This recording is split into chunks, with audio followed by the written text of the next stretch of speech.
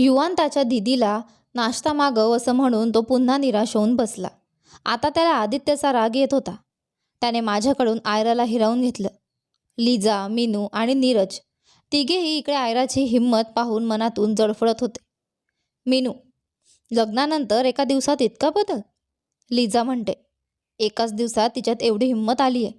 जर अजून काही दिवस राहिली तर काय होईल? मला नाही वाटत आदित्य तिला सोडेल. दरम्यान आयरा घरी परतली. रावी देखील आपल्या घरी गेली होती. आयराने पहिल्यांदा अशी मोठी हिंमत दाखवली होती.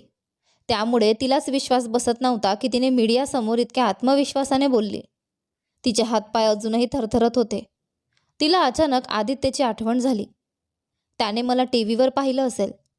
तो रागावला असेल का?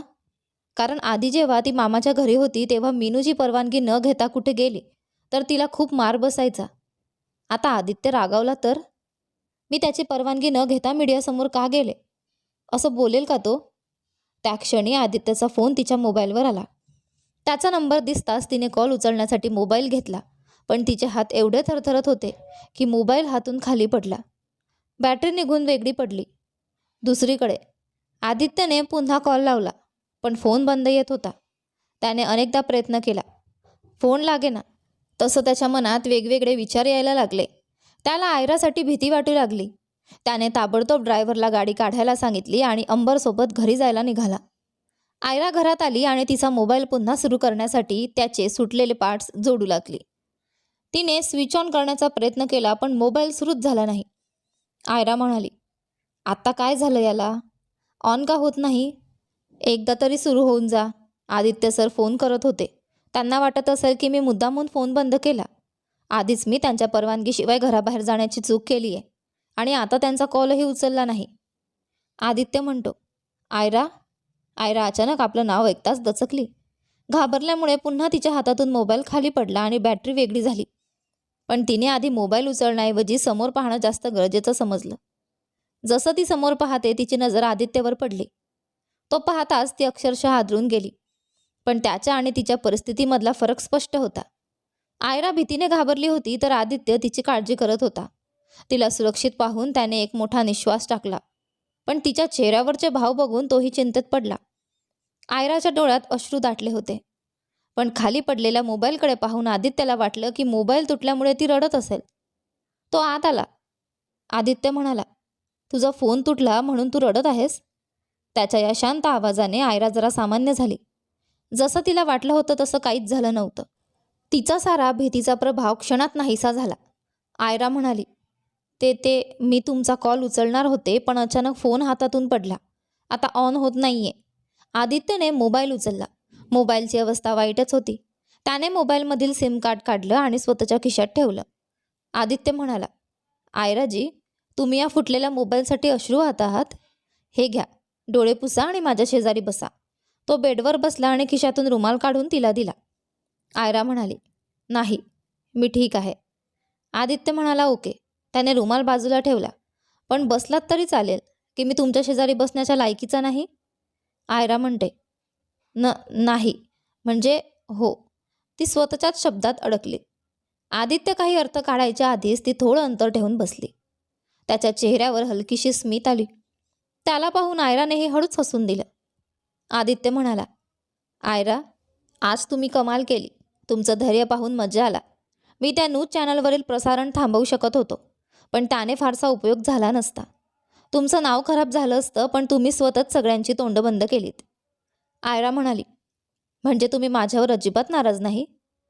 मी तुम्हाला न सांगता बाहेर गेले म्हणून वाटलं होतं की तुम्ही खूप रागवाल.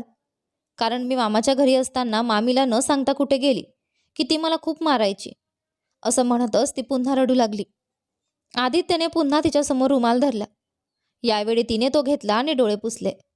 आदित्य म्हणाला, आयरा, पाचही बोटं सारखी नसतात.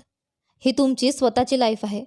तुम्हाला कुठे जायचंय, काय खायचंय, काय घालायचंय, हे सगळं ठरवण्याचा अधिकार तुमचाच आहे.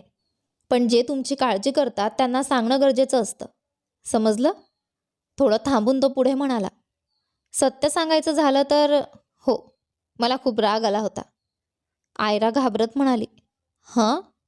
आदित्य म्हणाला, पण घाबरू नका. तो राग आता संपला आहे तुमची हिंमत पाहून. पण एक गोष्ट लक्षात ठेवा, मला राग फार पटकन येतो आणि तो राग लवकर शांत होत नाही. त्याची शिक्षा समोरच्याला भोगावी लागते.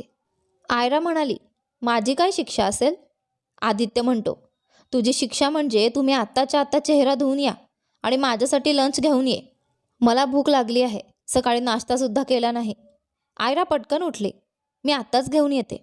जसेच तिने दाराच्या दिशेने एक पाऊल टाकले, तिच्या गुडघ्याला झालेल्या जखमेमुळे ती डगमगली आणि पडणार तितक्यात आदित्यने तिला आपल्या मजबूत बाहूंमध्ये सावरले. जिथे आयराच्या चेहऱ्यावर घाबरलेपणा होता, तिथे आदित्यच्या चेहऱ्यावर हलकीशी गोड स्माईल उमटली. त्याने काही वेळ तिला तसंच पाहिलं. त्याच वेळी त्याचा फोन वाजला तेव्हा त्याचं लक्ष भंग झालं. त्याने तिला अलगद उभं केलं.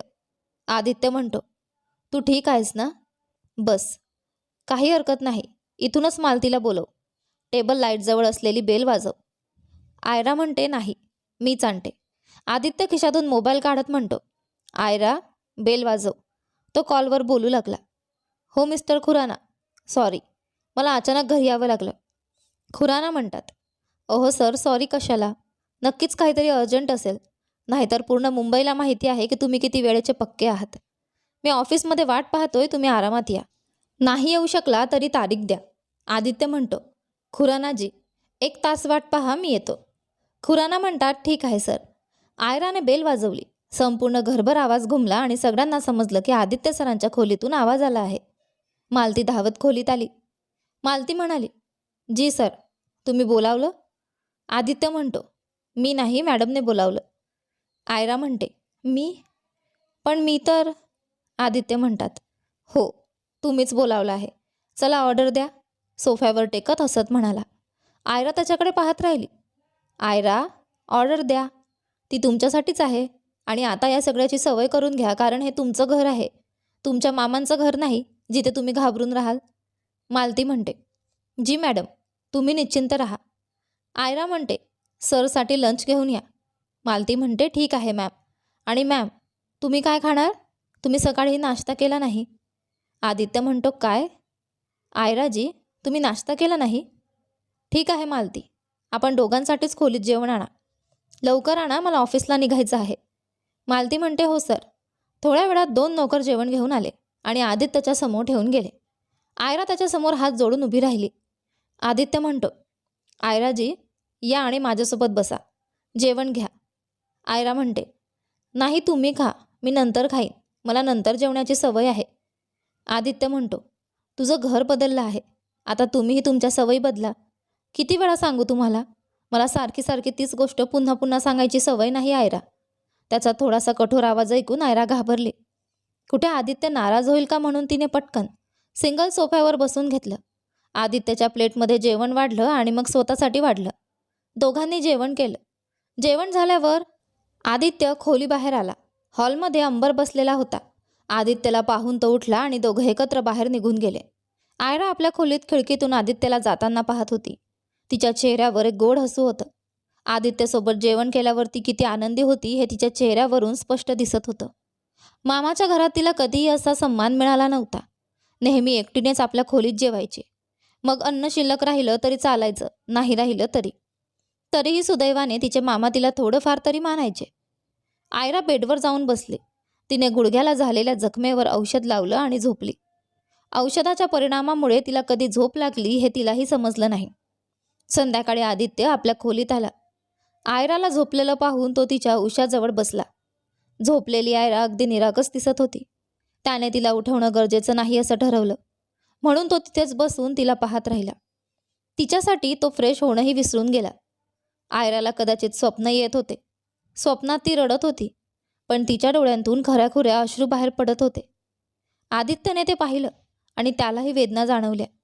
त्याने हलक्या हाताने तिचे अश्रू पुसले आणि पुन्हा तिला पाहू लागला. आदित्य म्हणाला, अरे देवा, तूही किती विचित्र न्याय करतोस. कुणाच्या पदरात अपरंपार आनंद टाकतोस, तर कुणाच्या नशिबी केवळ दुःख लिहितोस.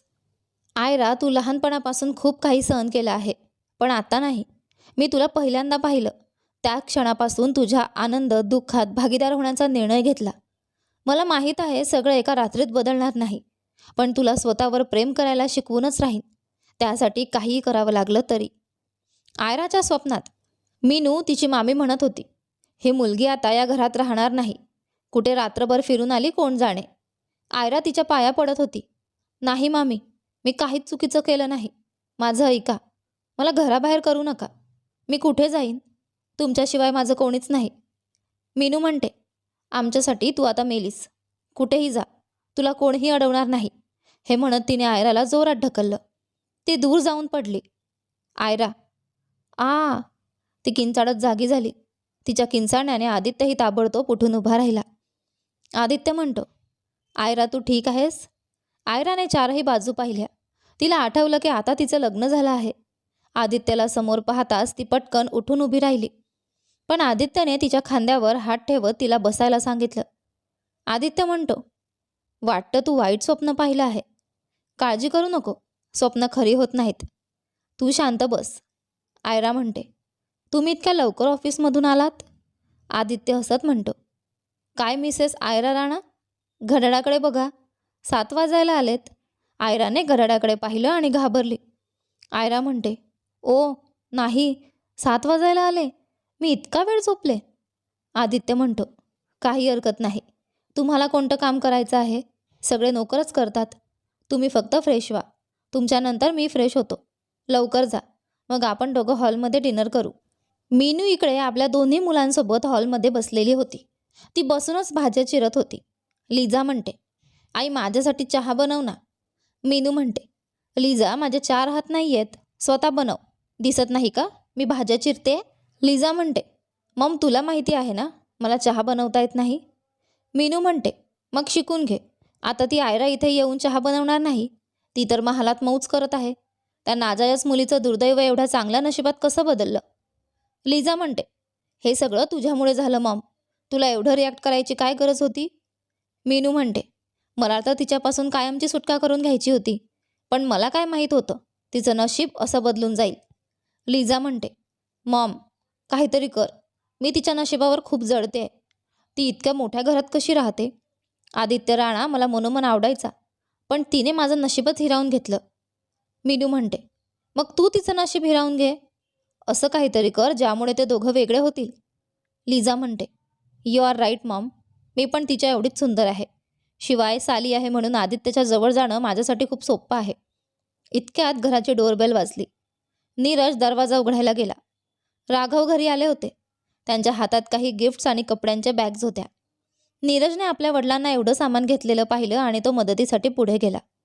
राघव म्हणाले, अरे लाडसाहेब, दिसत नाही का? तुझ्या बापाच्या हातात एवढं सामान आहे. पकडायला मदत करशील का? नीरज म्हणतो, सॉरी डॅड, द्या मला. राघव म्हणतो, नालायक. आयरा असती तर लगेच मदतीला धावली असती. नीरजने सामान टेबलवर ठेवलं आणि उत्साहात म्हणाला, अरे वा लिझा, मॉम बघा, डॅड आपल्यासाठी गिफ्ट्स घेऊन आलेत. राघव म्हणतो, त्यांना हात लावू नका. ते तुमच्या सगळ्यांसाठी नाही आहेत. उद्या आयरा इथे पग फेरेसाठी आदित्यसोबत येणार आहे. हे गिफ्ट्स त्यांच्यासाठी आहेत. आणि ऐका, उद्या कोणीही कोणताही ड्रामा करायचा नाही. जर काही गडबड झाली तर शिक्षा फक्त एकाला नाही तर सगळ्यांना मिळेल. हे बोलून राघव गिफ्ट्स आणि बॅग्स उचलून आपल्या खोलीत निघून गेले. मीनू, लिझा आणि नीरजने चेहऱ्यावर नाराजीचे भाव आणले आणि आपापल्या कामात लागले. दुसरीकडे आयरा बाथरूममधून फ्रेश होऊन बाहेर आली. त्यानंतर आदित्य बाथरूममध्ये गेला. काही वेळाने तोही बाहेर आला. दोघं डायनिंग एरियात पोहोचले. घरात रोज 7 वाजता टेबलवर जेवण वाढलं जात होतं. आदित्य डायनिंग टेबलच्या हेड चेअरवर बसला. आयरा त्याच्या शेजारी उभी राहिली.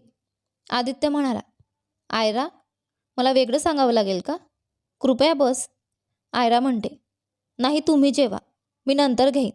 आणि हे मी माहेरच्या सवयीमुळे नाही म्हणत, तर स्वतःच्या इच्छेने म्हणते. भारतात पत्नी पतीच्या आधी जेवत नाही. हेच तिचे आदर्श असतात. आदित्य म्हणतो, आयरा, असो, आत्ता वाद घालायची माझी इच्छा नाही. मला खूप भूक लागली आहे. पण एवढंच सांगतो, माझ्या आधी नाही जेवू शकत पण माझ्यासोबत तरी जेवू शकते ना? बस पटकन. जर तू नाही बसलीस तर मीही जेवणार नाही. मला माझ्या कुटुंबासोबत जेवायला आवडतं आणि माझी फॅमिली म्हणजे तू. हे ऐकताच आयराच्या चेहऱ्यावर हलकंसं हास्य उमटलं. तिने बाजूची खुर्ची ओढून घेतली आणि बसले. दोघांनी एकत्र डिनर केलं आणि नंतर आपल्या खोलीत परत गेले. आदित्य म्हणतो, तू बेडवर झोप, मी सोफ्यावर झोपतो. आयरा म्हणते, नाही, मी सोफ्यावर झोपते, तुम्ही काळजी करू नका. आदित्य म्हणतो, आयरा, यात काळजी करण्यासारखं काय आहे? एक काम करूया, दिवस वाटून घेऊ. काल तुम्ही सोफ्यावर झोपलात तर आज मी झोपतो. आणि हो, थँक्यू सो मच. आयरा म्हणते, थँक्यू कशासाठी? आदित्य म्हणतो, माझ्यासोबत हा रूम शेअर केल्याबद्दल. आयरा म्हणते, ते तर मला म्हणायला पाहिजे. आदित्य म्हणतो, थँक्यू तर मलाच म्हणायचं होतं. तू बेडवर झोप, मी सोफ्यावर झोपतो. Good night. हे म्हणताच आदित्यने कपाट उघडून सर्वात खालून एक ब्लँकेट काढलं आणि सोफ्यावर जाऊन पसरला. छातीपर्यंत ब्लँकेट ओढून तो तिथूनच आयराकडे पाहत राहिला. आयरा हलकसं स्मित करून बेडवर बसली. तिला आदित्यशी काही बोलायचं होतं, पण तिला हिचकिचत होतं. ती वारंवार आदित्यकडे पाहायची, पण खाली नजर झुकवायची.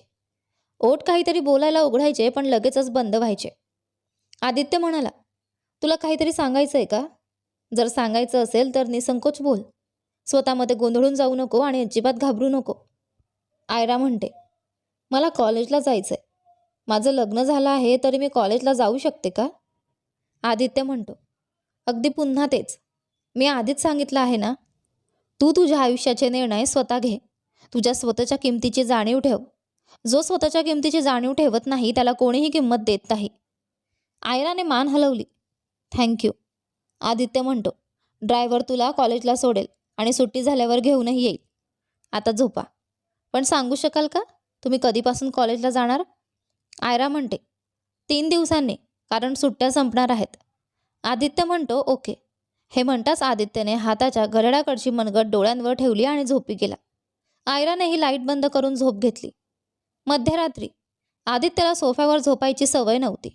झोपेतच जेव्हा त्याने बाजूला वळण्याचा प्रयत्न केला तेव्हा तो सोफ्यावरून खाली धडामकन पडला. आदित्य, आ. आयराने लगेच लाईट लावला आणि धावत त्याच्या जवळ आली. आयरा म्हणाली, सर तुम्ही ठीक आहात? त्याच्या बाजूला आयराचा हात असल्याने त्याला खूप आनंद झाला. आयरा म्हणते, मी आधीच सांगितलं होतं, मी बेडवर झोपते. तुम्हाला सोफ्यावर झोपायची सवय नसेल. आदित्य म्हणतो, हो, पण मी सवय करून घेईन. आयरा म्हणते, असं करू नका सर, हे घर तुमचंच आहे आणि जर तुम्हीच सोफ्यावर झोपलात तर मला अजिबात बरं वाटणार नाही.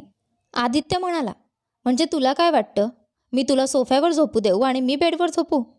आयरा म्हणते, बेड पुरेसा मोठा आहे, आपण दोघं आरामात झोपू शकतो. आपण साईड वाटून घेऊ, तुम्हाला काही वाटणार नसेल तर. आदित्य आनंदाने हसला. मलाच का वाटेल?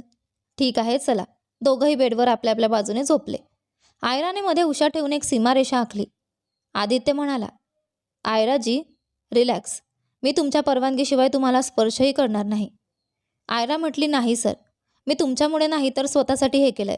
कुठे माझ्यामुळे तुमची झोप खराब होईल? आदित्य म्हणतो, ठीक आहे, चला झोपूया. दोघंही शांतपणे झोपी गेले. आयरा त्याच्या अगदी जवळ होती. याचा विचार करताच आदित्यला गोड झोप लागली. सकाळी आयरा आंघोळ करून पूजा घरात गेली. तिने घंटा उचलली तेव्हा तिला काल आदित्यने सांगितलेल्या गोष्टीची आठवण झाली. आयरा म्हणाली, क्षमस्व भगवंत, आदित्यजींची झोप खराब होईल म्हणून हळूच घंटा वाजवते. चालेल ना? कान्हाजींच्या पासरेजवळ ठेवलेलं फूल जमिनीवर पडलं. आयराने त्याला देवाचा इशारा मानलं. आयरा म्हटली, ओ थँक्यू भगवानजी. ती आनंदाने पूजा करू लागली. पूजा झाल्यावर तिने संपूर्ण घरात अगरबत्तीचा सुगंध पसरवला आणि मग आपल्या खोलीत परतली. ती बेडकडे पाहत होती पण आदित्य तिथे नव्हता. तिने बाजूला पाहिलं तर तो खिडकीकडे तोंड करून पुशअप्स मारत होता. त्याच्या चेहऱ्यावर जबरदस्त राग होता. जरी आयराने माध्यमांसमोर ठाम उत्तर दिलं होतं तरीही सोमनाथ आणि युवांच्या वागण्याने तो प्रचंड संतापलेला होता. युवांची एवढी हिंमत कशी झाली की त्याने आयराचं नाव बदनाम करण्याचा प्रयत्न केला? आदित्य हा विचार करताच संतापाने पुशअप्स मारत राहिला. त्याचं संपूर्ण शरीर घामाने निथळून गेलं होतं. पण जसेच आयरा समोर आली त्याने स्वतःला नॉर्मल केलं आणि उभा राहून टॉवेलने घाम पुसला. आयरा म्हणाली, प्रसाद घ्या. आदित्य म्हणतो, अरे आयरा, मी अजून अंघोळही केलेली नाही. आयरा म्हणते, काही हरकत नाही, फक्त तोंड उघडा. आदित्यने जसेच तोंड उघडलं तिने बर्फीचा एक छोटा तुकडा त्याच्या तोंडात ठेवला. आदित्य म्हणतो, थँक्यू. आयरा प्लेट देवघरात ठेवून परत आली आणि बेडवर बसली. आदित्यला तिचं असं शांतपणे बसणं आवडलं नाही. तो नाही इच्छित होता की ती काही विचारात गुरफटून राहावी म्हणून तो काहीतरी बोलायला लागला. आदित्य म्हणतो, आयराजी. आयरा त्वरित उठली. हां सर. आदित्य म्हणतो, जर तू बिझी नसशील तर माझे कपडे काढून देशील का? मी अंघोळ करायला चाललोय. आयरा म्हणते, हो. आदित्य बाथरूममध्ये गेला आणि आयराने कपाट उघडून कपडे निवडायला सुरुवात केली. आयरा म्हणते, कोणतं सूट काढू? आदित्य म्हणतो, जो तुमच्या मनाला वाटेल तो काढा. आयराने लायनिंग मेहंदी रंगाचा सूट निवडून बेडवर ठेवला. काही वेळाने आदित्य टॉवेल लपेटून बाहेर आला. तो कपड्यांशिवाय खूपच हॉट दिसत होता. एक क्षणभर आयराची नजर त्याच्यावर स्थिर झाली, पण जसेच तो तिच्या जवळ आला तिने घाबरून नजर दुसरीकडे वळवली. आदित्य हलकंसं हसला आणि सूट उचलला. आदित्य म्हणाला, अरे वा, आज हाच सूट घालायचा विचार करत होतो. आयरा हसून म्हणते, अच्छा, हा तुम्हाला खूप चांगला दिसेल. आदित्य म्हणतो, थँक्यू. बरं तुम्हीही तयार व्हा. आयरा म्हणते, मी तर आधीच तयार आहे, पण आपण कुठे जातोय? आदित्य म्हणतो, हो जातोय. आयरा म्हणते, कुठे? आदित्य म्हणतो, प्रश्न नाही, फक्त तयार हो. मी बाथरूममध्ये कपडे बदलून येतो. तोपर्यंत तुम्ही इथे चेंज करा. आदित्य बाथरूममध्ये गेला आणि तो येण्याच्या आत आयराने आपल्या बॅगेतून ग्रीन कलरचा प्रिंटेड पायजामी फ्रॉक सूट काढला आणि पटकन घालून तयार झाली. आदित्य बाथरूममधून बाहेर आला आणि तिला साध्या कपड्यात पाहून म्हणाला, आयरा, तू खूप छान दिसतेस, पण प्लीज तू साडी घालू शकते का? आयरा म्हणते, सर, माझ्याकडे फक्त एकच साडी आहे. ती मी काल घातली होती आणि अजून धुतलेली नाही. आदित्य म्हणतो, सॉरी आयरा, मी तुझ्याशी लग्न केलं पण तुझ्या गरजांचा विचारही केला नाही. ठीक आहे, आज ऑफिसला जाणार नाही, तुला शॉपिंगला घेऊन जातो. आयरा म्हणते, नको, माझ्या गरजेच्या सगळ्या गोष्टी माझ्याकडे आहेत. आदित्य म्हणतो, आयरा प्लीज, तुला छान वाटेल म्हणून मी आग्रह करतो. आयरा म्हणते, नाही. आदित्य म्हणतो, मग चल. आयरा म्हणते, आधी नाश्ता करून घ्या. आदित्य म्हणतो, हो चला. दोघंही नाश्ता करून खोली बाहेर आले आणि मॉलला जाण्यासाठी कारमध्ये बसले. अंबर ड्रायव्हरच्या शेजारी बसला होता, तर मागे आयरा आणि आदित्य बसले होते. आयरा खिडकी बाहेरचे दृश्य पाहून आनंदी होत होती. तिला आनंदात पाहून आदित्यही खुश होता. काही वेळातच ड्रायव्हरने कार मुंबईच्या प्रसिद्ध मॉल बाहेर थांबवली. दोघं मॉलमध्ये शिरले. मॉलमध्ये जाताच आयरा चारही बाजूंना पाहू लागली. आपल्या आयुष्यात ती प्रथमच मॉल पाहत होती. दोघं कपड्यांच्या दुकानात गेले. दुकान पाहून ती आनंदित झाली, पण दुकानामुळे नाही, तर आपले मैत्रीण रावीला पाहून. आदित्यला ठाऊक होतं की आयराला त्याच्यासमोर शॉपिंग करण्यात संकोच वाटेल. त्यामुळेच तो घरातून निघण्यापूर्वीच रावीला मॉलमध्ये पोचायला सांगून सर्व समजावून दिले होतं. आयरा म्हणतो, रावी, तू? रावी म्हणते, हो, आदित्य सरांनी मला तुझी मदत करायला बोलावलंय. आदित्य म्हणतो, रावी, मी तुला समजावलं आहे ना? ओके, आता तुम्ही तुझ्या मैत्रिणीची शॉपिंग करून दे. मी आलोच, मला एक अर्जंट कॉल करायचा आहे. रावी म्हणते, हो सर. आदित्य हलकंसं असला आणि खिशातून फोन काढून कुणाला तरी कॉल लावला. फोनवर बोलत तो बाहेर आला. तेव्हाच त्याच्या नजरेला एक मुलगी दिसली, जी आपल्या कारमध्ये बसत होती. ती थोड्या अंतरावर होती, पण आदित्य तिला पाहताच कॉलमध्येच कट करून गडबडीत आपल्या कारच्या दिशेने गेला, जिथे ड्रायव्हर आणि अंबर बसले होते. आदित्यच्या चेहऱ्यावरची घाई गडबड पाहून अंबरने विचारलं, काय झालं सर? आदित्य म्हणतो, अंबर, ती मुलगी, पटकन तिचा पाठलाग कर. ती याच शहरात आहे. मला तिचा कायमचा पत्ता हवा आहे. अंबर म्हणतो, ओके सर, आपण आज जाऊन मॅडमकडे थांबा, आम्ही बघतो. आदित्य म्हणतो, पण काळजी घे, तिला संशय येता कामा नये. अंबर म्हणतो, येस सर. अंबरने ड्रायव्हरला तयार राहायला सांगितलं. जसेच ती मुलगी कारने निघाली तसे ड्रायव्हरनेही तिच्या मागे कार सोडली. आदित्य पुन्हा मॉलमध्ये गेला. त्याला माहीत होतं की जर तो उशिरा गेला तर आयरा काळजी करेल, म्हणून स्वतःला सामान्य भासवत तो आत गेला. रस्त्यात एक मोबाईल शॉप दिसली आणि त्याला आठवलं की आयराकडे अजूनही स्वतःचा फोन नाही. त्याने तिला आयफोन घेऊन द्यायचं ठरवलं, जेणेकरून तो तिला कधीही फेस टू फेस कॉल करू शकेल. तो दुकानात गेला आणि तिथून एक आयफोन खरेदी केला. तेव्हा आयरा चेंजिंग रूममधून बाहेर येत होती. तिने गुलाबी साडी घातली होती. आदित्य तिला पाहून थक्क झाला आणि काही वेळ न बोलताच तिला पाहत राहिला.